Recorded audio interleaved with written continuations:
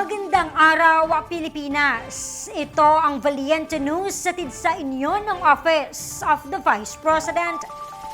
Pinagkalooban ng 15,000 pesos na livelihood grant ng OVP sa ilalim ng Magnegosyo Taday ang isang mananahi sa Malolos, Bulacan.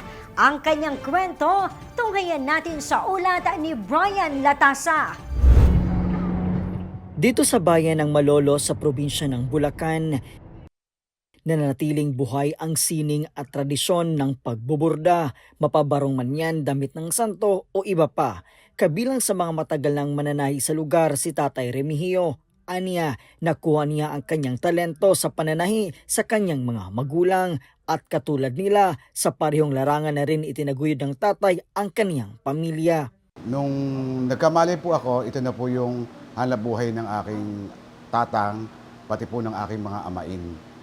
Tapos po, habang sa lumalaki po ako, natutunan ko na rin po na manahin ng kadineta.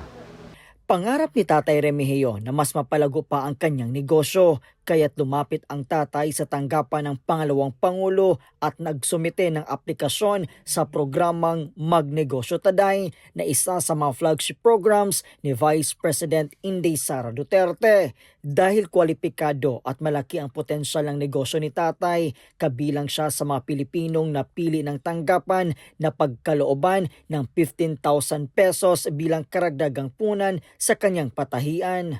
Siyempre po, tuwan-tuwa po ako kasi po talaga namang mahirap ding ipagpatuloy yung negosyo, lalo po hindi naman ako kalakihan at marami na rin po naman ng hindi nakakakilala sa kadineta. Medyo matanda na nga po ito, pero natutuwa po ako ngayon dahil nabubuhay na po uli siya, marami na pong tumatangkilik. Masaya naman ay kwento sa amin ng tatay na nakabili siya ng karagdagang mga tela, sinulid at iba pang kagamitan dahil sa natanggap na livelihood grant mula sa OVP. Higit sa puhunan, para kay Tatay Remigio, naging daan ng MTD program ng tanggapan sa pagpapanatili at pagpapatuloy sa tradisyon at sining ng pagbuburda na sumasalamin sa mayamang kultura ng probinsya ng Bulacan. Maraming salamat po, lalo po kay Sir Beach, saka sa lahat ng namamahala nito para po marating kami ng biyayang kalooban ng Office of the Vice President. Mula po rito sa bayan ng Malolos sa probinsya ng Bulacan, ako po si Brian Latasa, ang lahat para sa Diyos, bayan at pamilyang Pilipino. Valiente News.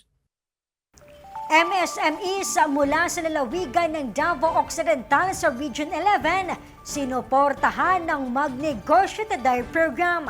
Livestock farming kabilang sa mga pinasok na kabuhayan ng mga benepisyaryo.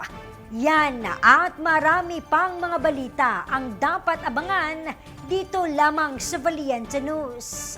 Ako si Claudette Loreto. Mahalin natin ang Pilipinas. Maraming salamat.